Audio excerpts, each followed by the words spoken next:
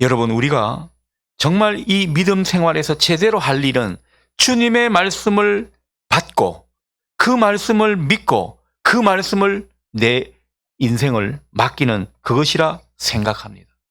여러분, 오늘 우리에게 이 도전을 주시는 것입니다. 우리가 말씀을 붙들고 그 말씀에 나를 던지는 모습으로 신앙하라는 거죠.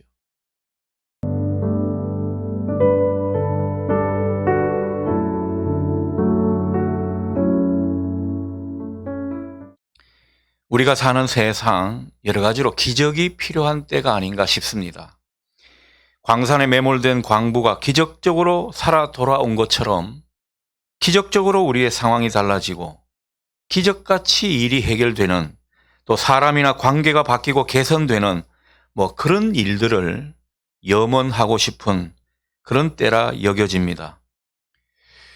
우리는 상식적으로 말이 안 되고 납득이 가지 않는 그런 일이 일어났을 때 우리는 그것을 기적이라고 부르죠.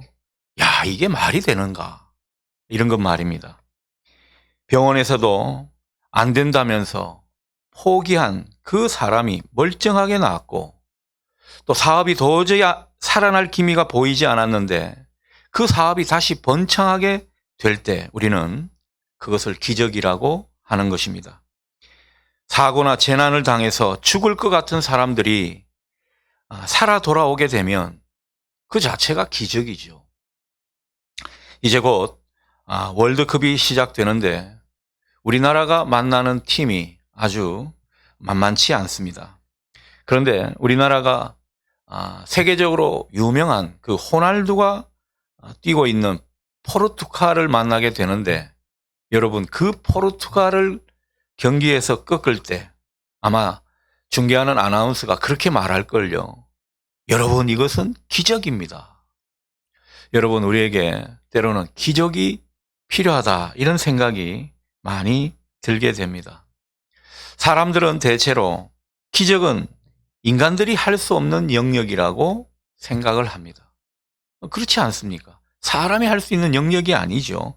세상 사람들도 뭔가 기적이 일어날 때는 이것은 신적인 존재의 힘이 개입된 것이다, 그렇게 보는 것입니다. 다들 신을 안 믿어서 그렇지 이 신의 영역은 대체로 인정하는 편이라고 할 수 있겠습니다. 우리는 잘 알죠. 우리는 정말 이 기적이라는 것이 어디에서 오는 것인지, 이 기적이라는 것이 하나님께서 일으키시는 사실을 우리는 똑똑히 알고 있습니다.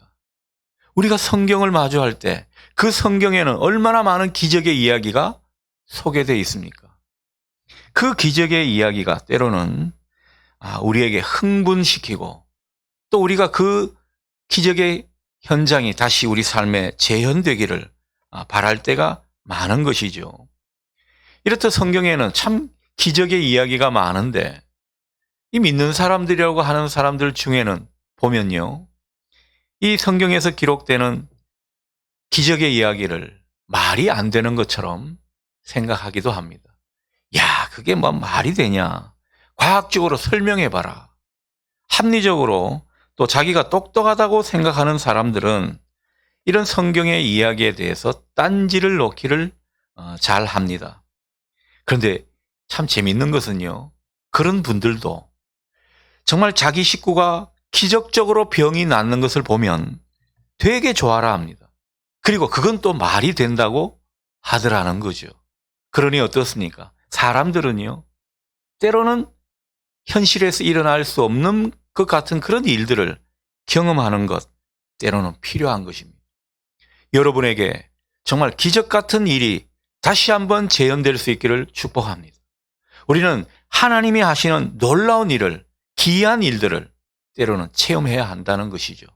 그 체험이 우리의 믿음을 얼마나 강하게 붙들어주는지 모릅니다.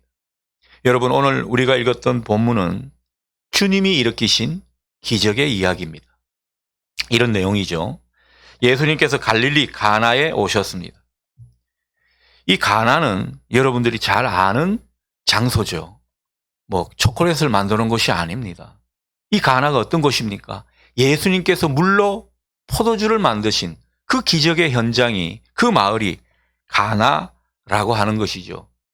자, 그런데 그 가나에 계신 주님에게 한 왕의 신하가 급히 찾아오게 됩니다. 이분은 가브나움에서 예수님이 있는 가나까지 찾아온 사람인데요. 알고 봤더니만 이 사람은 왕실 관리를 하는 고위급 관료였습니다. 상당한 권력자라고 생각할 수 있겠습니다. 자, 그런 그가 예수님을 급하게 찾아왔다라는 것입니다. 왜 찾아왔습니까? 바로 자기의 아들의 병 때문에 예수님을 찾아왔습니다. 원문을 보게 되면 이 아들은 그냥 아들은 아닌 것 같아요. 외아들인 것 같습니다. 그렇다면 얼마나 귀하게 키웠겠습니까? 이 독 하나밖에 없는 아들, 그리고 모든 것을 가진 분이니까 얼마나 참 좋은 것 많이 먹이고 입혔겠습니까? 그런데 그렇게 귀하디 귀한 아들이 그만 병에 걸려 죽게 된 것입니다. 그는 자기가 가진 돈과 힘을 가지고 이 아들을 고쳐보려고 얼마나 예를 썼는지 모릅니다. 온갖 방법을 다 동원했을 것입니다. 그러나 소용이 없었습니다. 사랑하는 아들은 도무지 회복될 기미가 보이지 않았습니다. 죽음의 그림자만 더해져 갔습니다. 모든 것을 가지고 누렸던 사람이지만 이 죽음의 위기 앞에서는 속수무책입니다. 정말 힘을 가진 사람이고 모든 것을 할 수 있을 것 같은 사람이 이 죽음 앞에서는 아무 일도 할 수 없는 것이죠. 아들이 죽게 된 상황을 매일 지켜보는 것 얼마나 고통스러운지 모릅니다. 속이 타들어가다 못해 절망의 나락으로 빠져들어가는 것 같습니다. 자, 그런데 그 무렵 그는 예수님께서 갈릴리 가나에 다시 오셨다는 소식을 듣게 됩니다.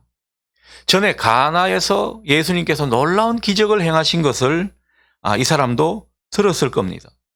그리고 예수님을 아마 직접 보았던 사람일 수도 있겠습니다.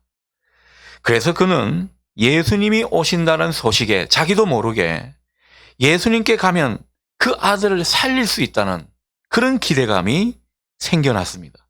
그 마음으로 가브나움에서 이곳까지 달려왔습니다. 여러분, 예수님이 계신 곳은 가나인데요. 그 왕의 신하가 있던 가브나움에서 가나까지 오는 거리는 약 32km나 되는 거리입니다. 옛날에 움직였던 그 상황을 생각해 보고 또 지형을 고려해 보면 아마 10시간은 좋게 걸렸을 겁니다. 그 먼 거리를 단숨에 달려온 것입니다. 그리고 이때 자기가 모시던 왕이 헤롯 왕이라 말씀드렸습니다. 헤롯 왕은 예수님을 싫어하는 사람입니다. 자기가 모시던 사람이 예수님을 싫어하는 상황에 그런데 얼마나 간절한 기대가 있었으면 이렇게 예수님께 달려왔을까 싶은 그런 상황을 우리가 마주하게 되는 것입니다. 저는 이 광경을 보면서 소원을 가지게 됩니다.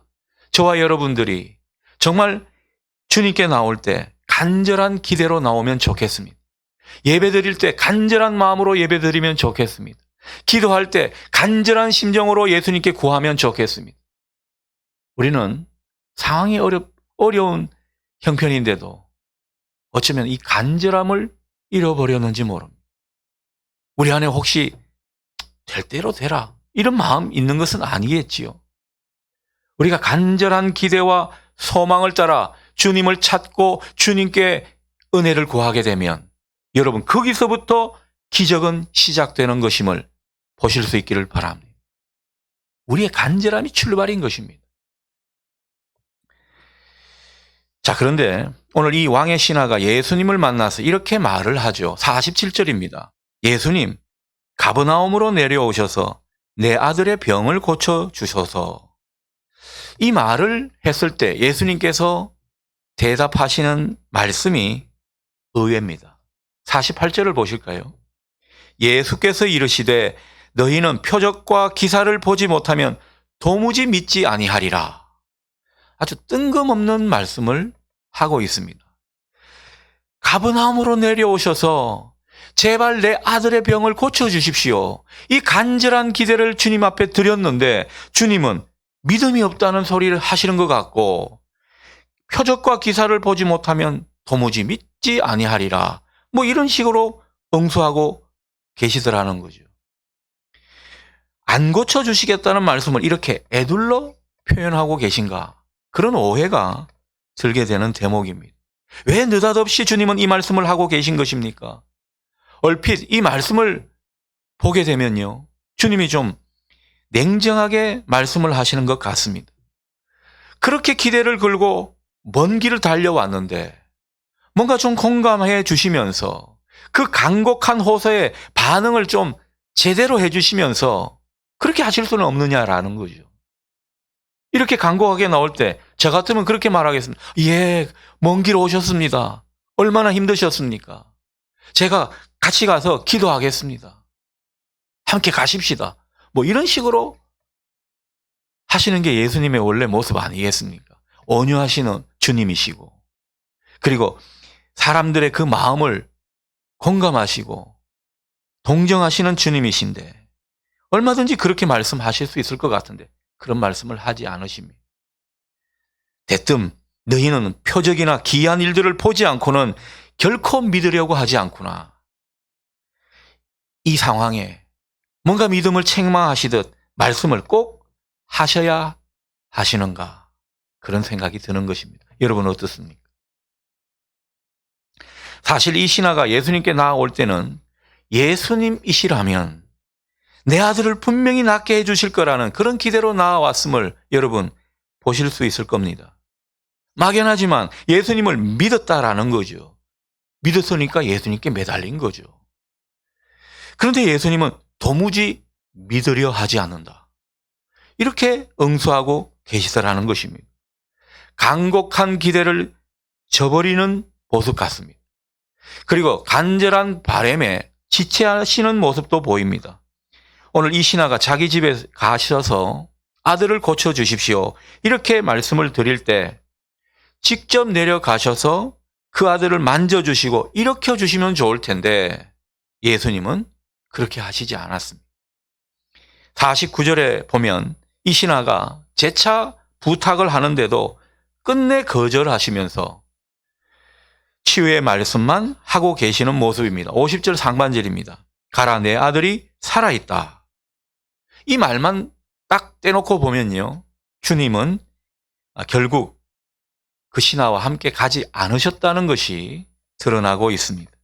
연약한 사람들을 동정하시는 주님이 왜 간절하게 기대하고 요청하는데 들어주시지 않고 함께 가시지 않는가, 그런 생각을 하게 되는 것이죠. 여러분, 이 광경을 보면서 우리도 그럴 때가 있지 않는가 싶습니다. 좋은 배우자를 주시기를 기도했는데 주님은 아무 말씀이 없으십니다. 새로운 일자리를 위해서 그렇게 기도했는데, 내가 하는 사업이 좀 나아지기를 그렇게 간구드렸는데 응답이 없더라라는 거죠. 자녀가 속을 썩입니다. 속 썩이는 자녀를 놓고 기도를 그렇게 많이 드린 것 같은데 별로 회복되지 않는 것 같습니다. 아이 공부 문제 정말 향상되기를 바랬는데 늘 끝에서 두 번째예요. 얼마나 속이 상한지 모릅니다. 왜 성적이 그렇게 안 오르는 것입니까? 우리 애가 그렇다는 건 아닙니다. 여러분, 아픈 것이 나아지기를 기다리고 있고 또 경제적인 압박에서 벗어나기를 바라고 있는데 언제까지 기다려야 되는가? 때로는 이런 생각이 들게 되어서 가슴이 답답할 때가 한두 번이 아닙니다. 여러분은 어떻습니까? 하지만 이럴 때 우리가 생각해야 할 것이 있습니다. 우리가 아는 주님, 우리가 믿는 예수님은 결코 그런 분이 아니라는 사실, 그 사실을 우리가 똑똑히 생각해야 할 것입니다. 성경에서 그렇게 말하죠. 상한 갈 때도 꺾지 않으시는 주님이시다. 그렇다면 주님은 얼마나 긍휼이 많으신 주님이십니까? 그 긍휼이 많으신 주님이 우리 문제를 외면하시겠습니까? 여러분의 기도를 듣고는 그냥 흘려버리겠습니까? 우리야 뭐 주님 말씀을 들으면 듣고 흘려버릴 때가 많지만 주님은요, 꼭꼭 그 마음에 저장해 두시는 분이십니다. 사람들의 연약한 것을 얼마나 친히 담당하시고 병을 짊어지시는 주님이신 것을 성경이 얼마나 그려주고 있습니까? 우리의 기도에 결코 늑장을 부리시거나 반응하시지 않는 그런 분이 아니라는 소리가 되겠습니다. 자, 그렇다면 오늘 이 48절 말씀은 분명히 주님이 의도가 있고 뭔가 이 왕의 신하에 대해서 바로잡아 주시려는 것이 있기 때문에 이런 말씀을 하는 것이 아닐까 생각을 해보게 됩니다. 자, 이를 위해서 우리가 앞부분을 좀 살펴볼 필요가 있습니다. 본문 앞부분의 이야기가 전개된 내용을 우리가 뭉뚱그려서 한번 보게 되면요, 사마리아 사람들과 예수님의 고향 갈릴리 사람들의 이야기가 되겠습니다. 자, 그런데 이들에 대한 예수님의 반응이 확연히 다릅니다. 41절에서 42절을 보면 사마리아 사람들은 예수님으로부터 뭐 특별한 기적을 경험하지 못했는데도 예수님의 말씀을 듣고 그 예수님을 믿었습니다. 말씀을 듣고 예수님을 세상의 구주로 믿었던 것이죠. 예수님이 정말 좋아하실 만한 대목입니다. 칭찬받을 만한 모습입니다. 그러나 예수님의 고향 갈릴리 사람들은 그렇지가 않았습니다. 그들은 아무리 기적을 많이 베풀고 말씀을 전해 주어도 예수님을 믿지 않았습니다. 그들이 보는 인간적인 예수님을 너무도 잘 알았기 때문입니다. 능력과 기적은 많이 경험했는데도 사마리아 사람들처럼 예수님을 믿지를 않는 그런 모습을 보게 되는 것이죠. 그렇게 보면 이 48절 하신 말씀의 의도가 드러나는 것입니다. 예수님께서 이 왕의 신하에게 보다 나은 믿음으로 나아갈 수 있도록 도전을 주시는 말씀인 것이지 결코 책망하시거나 또 냉정한 말씀을 하시는 게 아닌 것입니다. 예수님은 이 말씀과 함께 이 왕의 신하의 신앙을 바로 잡아주려는 그런 목적이 있었던 것입니다. 오늘 주님께서 하시는 이 말씀을 바꾸어 말하면요, 표적을 봐야 믿는다, 그런 말이 되겠습니다. 그만큼 사람들이 표적과 기사에만 매달린다는 뜻이 되겠죠. 이 왕의 신하도 거기서 예외가 아니라는 것입니다. 이 왕의 신하가 예수님을 믿기는 하는데 표적에 매달려 믿는 그런 모습이 안타까웠던 것입니다. 여러분, 표적이라는 것은 예수님을 보게 하는 것입니다. 예수님을 보게 하고 예수님을 믿게 하기 위해서 기적을 나타내셨는 그 모습을 우리는 표적이라고 하는 것입니다. 하지만 이 표적만 구하게 되면 우리는 눈에 보이는 가시적인 방법으로 예수님을 구하는 그런 신앙이 되어버립니다. 우리가 기적을 일으키시는 그 주님의 모습을 보면서 참 구주시구나, 참 메시아이시구나, 내 인생의 주인이시구나, 이런 것을 똑똑히 알라고 때로는 기적을 일으키시는 것인데 사람들은 기적 그 자체에만 관심이 있다라는 거죠. 여러분, 우리가 하나님이 아무 일도 안 하시는 것 같은 그런 인생의 지점을 만날 때는 믿음이 흔들립니다. 예수님을 제대로 믿지 않습니다. 그런데 예수님께서 팍팍 은혜를 주시는 것 같고 일이 되어져 가는 것 같고 이러면 예수를 잘 믿는 것처럼 느껴집니다. 주님은 그렇게 보시지를 않습니다.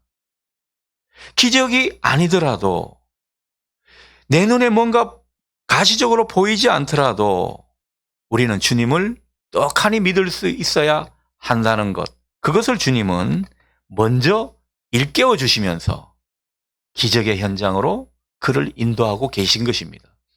표적에 매달리는 그런 신앙이 되지 말고 좀 더 성숙한 신앙이 되기를 바라시는 그 마음으로 주님은 먼저 이 단도리를 하시는 것입니다. 여러분, 우리도 눈에 보이는 표적에만 매달리는 그런 신앙으로 이것 주십시오, 저것 주십시오, 그렇게 주님을 믿는다면 그 신앙은 때로는 미성숙하다 말할 수 있겠습니다. 제대로 된 믿음이라 할 수가 없습니다. 우리는 그것과 상관없이 주님을 믿어야 하는 사람들입니다. 그 사람들에게 하나님은 또 놀라운 일을 행하시는 것이죠. 자, 예수님께서 왕의 신하의 신앙을 바로잡아 주고 계신데 또 하나 바로잡아 주고 싶은 것이 하나 더 있습니다. 여러분, 이 왕의 신하를 가만 보십시오. 뭐가 느껴집니까? 고집 같은 게 느껴집니다. 여러분, 이 왕의 신하의 고집을 어디서 발견할 수 있겠습니까? 이것을 발견하면 여러분은 그냥 신학교 가셔도 됩니다. 농담을 해도 웃지를 않는데요.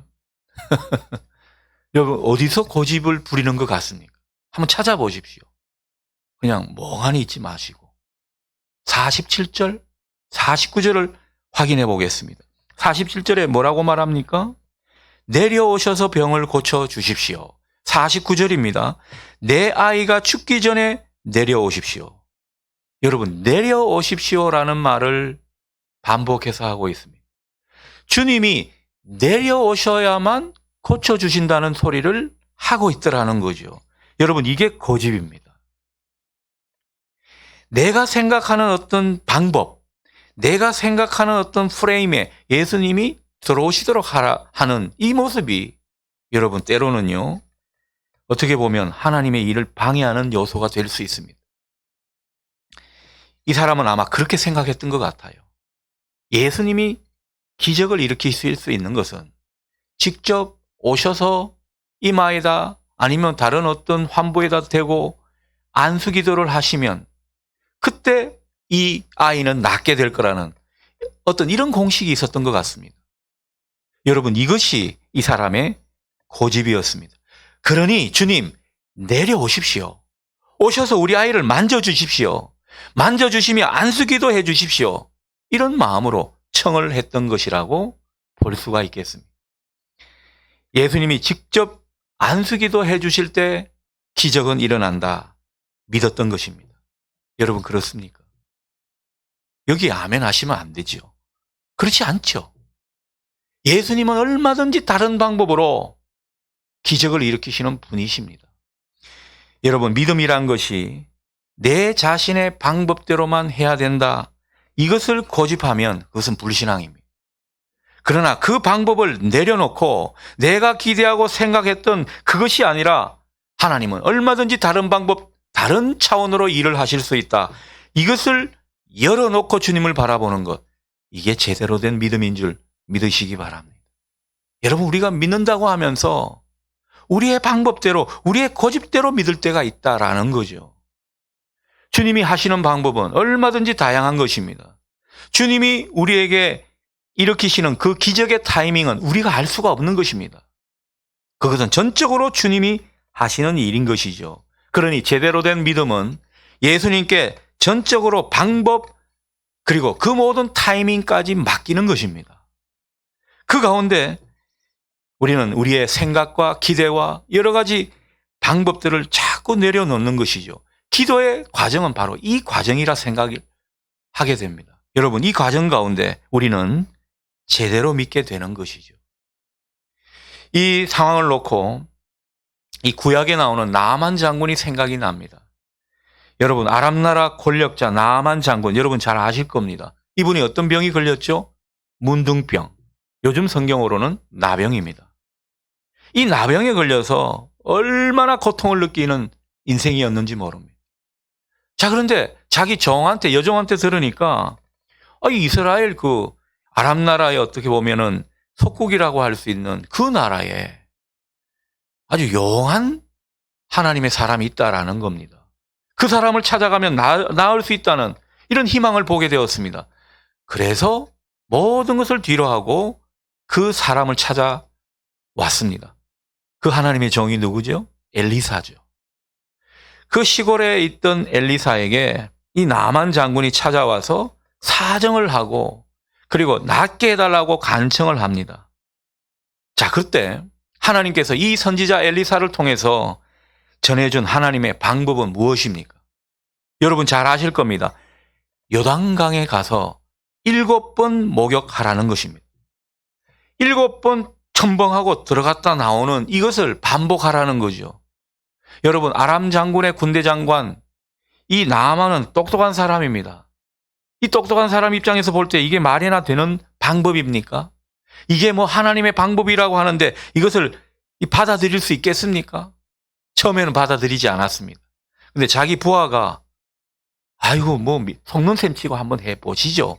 그렇게 말을 할 때 그 방법을 받아들였습니다. 자기의 기대와는 완전 딴판인 그 방법을 받아들였습니다. 지금 장난하냐 그렇게 막 소리치고 싶은 상황이었는데 받아들였습니다. 어떻게 됐습니까? 놀라운 기적이 일어났죠. 그 즉시로 그 나병이 깨끗이 낫게 된 것입니다. 하나님의 놀라운 기적의 모습은 때로는 내 기대와 내 방법을 내려놓는 하나님의 차원을 인정하는 그 믿음 가운데 일어나는 것임을 보실 수 있기를 바랍니다. 이제 예수님은 그의 믿음의 성숙을 돕기 위해 중요한 처방을 내리십니다. 죽어가는 아들이 낫는 그 기적을 바라는 이 신하에게 주님은요, 말씀으로 치유를 선포하십니다. 50절 상반절입니다. 가라, 내 아들이 살아있다. 직접 내려가셔서 안수기도도 하시는 것도 아니고 그 사람이 보는 앞에서 이적을 행하신 것도 아니고 단지 말씀만 하셨습니다. 가라, 내 아들이 살아있다. 이 말씀만 전해주었을 뿐입니다. 문제는 이제 그가 그 예수님의 말씀을 어떻게 대하느냐, 그것입니다. 이 말씀대로 믿는 것이냐, 믿지 않는 것이냐, 그 공은 이제 예수님에게서 이 신하에게 넘어갔습니다. 예수님은 그에게 네가 보고 믿는 것이 아니라 믿으면 보게 해주겠다. 분명한 메시지를 전달해 주신 것입니다. 이건 표적에 매달리는 그 신앙에서 벗어나서 이제는 말씀을 믿고 순종하는 그런 신앙으로 성숙시키고자 주님께서 의도하신 것입니다. 자기가 생각하고 자기가 기대했던 그런 방법이 아닌 예수님의 의도, 예수님의 방법을 받아들일 것인지 그것 또한 물으시는 것이었습니다. 여러분, 이 왕의 신하가 어떻게 했습니까? 참 다행인 것은 이 왕의 신하가 말씀을 믿고 그 말씀을 따라 나아갔다라는 것입니다. 여러분, 이 왕의 신하는 얼마 전까지만 해도 표적에만 매달리는 신앙의 소유자였습니다. 그러니 예수님께 이런 소리를 들었죠. 자기 방법과 자기 기대로 하기를 그렇게 고집한 사람이었습니다. 그런데 이 사람이 주님의 말씀을 받아들이고 그 말씀을 믿고 나아갔더니만 엄청난 일들이 그 눈앞에 펼쳐진 것입니다. 말씀을 그대로 받아들이고 믿었던 이 사람에게 이런 일이 일어나게 된 것이죠. 일단 50절 하반절 보십시오. 그 사람이 예수께서 하신 말씀을 믿고 가더니, 이 말씀을 믿고 간 결과는 실로 놀랍다라는 거죠. 여러분, 어떤 결과를 맞이했습니까? 그가 돌아오는 길에 종들을 만납니다. 종들이 아주 기쁘게 소식을 전합니다. 아들이 살아있다라는 거죠. 그가 즉시 묻습니다. 아들이 언제 낳았냐? 언제 낳은 것이 굉장히 궁금해진 것입니다. 여러분, 이 아이가 언제 낳았습니까? 53절을 보십시오. 예수님이 네 아들이 살아있다 말씀하신 바로 그때였습니다. 오늘 그것을 우리에게 똑똑히 보여주고 있는 것이죠. 여러분, 예수님이 말씀하시면 기적은 일어나고 이루어지는 것입니다. 우리가 주님께 기대를 걸고 나아오는 것도 좋은 일이고, 주님께서 능력을 행사하시는 그 모습을 간절히 바라는 것도 참 귀한 모습입니다. 이게 기적에는 발판이 되는, 전초가 되는 것 분명합니다. 그러나 그것만 가지고 되는 일이 아닙니다. 우리의 믿음이 있어야 합니다. 그 믿음은 무엇입니까? 주님의 말씀을 믿고 그 말씀에 나를 맡기는 그 믿음인 것입니다. 오늘 그 믿음을 우리에게 요구하시는 것이죠. 대체로 우리는 말씀을 믿고 의지하는 것을 어렵게 생각합니다. 사실 말씀을 믿고자 결단하기가 어렵지, 말씀을 믿고자 결단해버리면 의외로 쉽습니다. 여러분, 그렇지 않던가요? 우리가 예전에 어떤 건가요? 이렇게 막타워라든가 군대에서는 또 어떤 놀이기구를 탈 때 보면은 타기 전에는 얼마나 걱정하는지 모릅니다. 근데 눈 질끈 감고 그래 무슨 일이 일어나겠냐, 그냥 인도하는 사람한테 맡기면 여러분 그게 얼마나 또 즐거움이 되는지 모르는 것, 여러분 경험해 보셨으리라 생각합니다. 말씀도 마찬가지예요. 그냥 턱하니 믿고 맡겨보는 겁니다. 맡겨보니까 일이 풀리고, 맡겨보니까 참 이 일이 이렇게 되는구나 감사하게 되는 이런 일들이 생기게 되는 거죠. 우리가 말씀을 의지하고 그 말씀에 결단하지 않을 때는 정말 어렵지만 눈 딱 감고 말씀 앞에 나를 맡겨보면 여러분 어느새 말씀이 나를 사로잡는 것도 경험하게 될 줄 믿습니다. 이런 체험이 중요한 믿음인 것이죠. 말씀이 나를 붙드는 것 얼마나 큰 힘이 되는지 모릅니다. 여러분 우리가 끝까지 말씀을 붙드는 게 아니에요. 우리가 붙드는 것 같으면 주님께서 은혜를 주셔서 그 말씀이 우리를 붙들리게 만드는 것입니다. 그래서 믿음을 보이게 되는 거죠. 여러분 그 말씀을 믿고 나아갔던 이 왕의 신하 돌아가는 발걸음 실로 가벼웠을 겁니다. 깡총깡총 뛰면서 경쾌하게 발걸음을 옮겼을 겁니다. 왜 그렇습니까? 믿기 전에는 마음이 무거웠지만 믿고 나니까 마음이 가벼워졌기 때문이죠. 여러분 우리가 정말 이 믿음 생활에서 제대로 할 일은 주님의 말씀을 받고 그 말씀을 믿고 그 말씀을 내 인생을 맡기는 그것이라 생각합니다. 여러분 오늘 우리에게 이 도전을 주시는 것입니다. 우리가 말씀을 붙들고 그 말씀에 나를 던지는 모습으로 신앙하라는 거죠. 오늘 본문에서 왕의 신하가 말씀을 믿고 그 말씀에 자기를 던져서 얻은 축복 무엇입니까? 실로 엄청난 것이었습니다. 53절 하반절 보십시오. 온 가족이 다 믿고 구원을 받았다고 전해줍니다. 그러니까 말씀을 믿고 나아갔더니만 53절 하반절에서 보듯 자기와 온 집이 다 믿었다라는 거죠. 말씀을 믿고 가니까 기적이 일어났고 그 기적은 다름 아닌 가족이 온전히 구원을 얻는 이 모습이었던 겁니다. 여러분 주님께서 말씀을 믿고 나아가는 사람 가운데 기적을 일으키시는 것을 똑똑히 보실 수 있기를 바랍니다. 주님은 가족을 구원시키려고 이 치유의 기적을 베풀어 주셨던 것입니다. 여기에 왕의 신하의 믿음을 사용한 것이죠. 그러니 말씀에 붙들려서 기적을 체험한 사람의 그 믿음과 그리고 그의 입술을 통한 간증, 여러분 그것이 결국 온 가족의 구원을 받게 한 놀라운 기적의 통로였던 것입니다. 오늘 그것을 우리에게 똑똑히 보여주고 있습니다. 53절 말씀을 우리 다 같이 읽도록 하겠습니다. 그의 아버지가 예수께서 내 아들이 살아있다 말씀하신 그때인 줄 알고 자기와 그 온 집안이 다 믿으니라. 아멘. 여러분 지금도 주님은 기적을 일으키시고자 하십니다. 기적이 없는 시대 같지만은 지금도 기적이 있다라는 거죠. 여러분 사람이 변하는 것도 기적이고요. 정말 하나님의 뜻이 이루어지는 것도 가만 보면 기적인 것입니다. 오늘 이 가정 가운데 왕의 신하 가정 가운데 온 가족을 구원시키기 위해서 하나님은 기적을 일으키셨던 것입니다.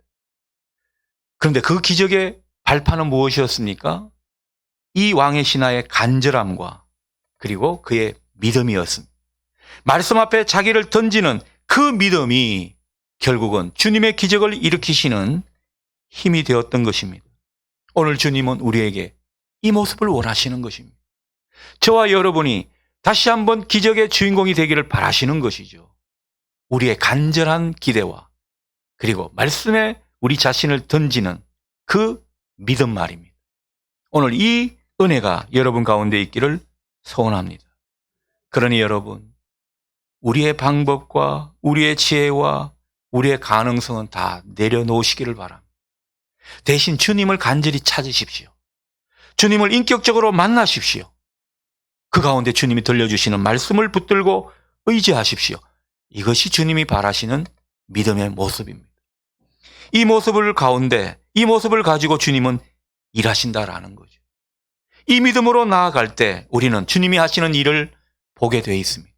그러니 한 걸음씩이라도 그분의 말씀대로 살아가고 그분의 말씀에 의지하는 모습으로 나아가십시오. 우리가 기도하는 제목이 이루어질 것입니다. 그리고 하나님이 하시는 놀라운 일들을 보게 될 것입니다. 이 모든 것은 우리의 믿음에 달려 있습니다. 하나님이 못하시는 게 아닙니다. 우리의 믿음을 기다리시는 것입니다. 오늘 저와 여러분들이 기적이 잘 보이지 않는 이 시대에 정말 주님이 놀라운 일을 행하시는 이 기적의 주인공으로 다시 한번 하나님께 영광 돌리고 다른 사람들에게 주님을 알리는 그런 간증자로 설 수 있기를 주님의 이름으로 기원합니다.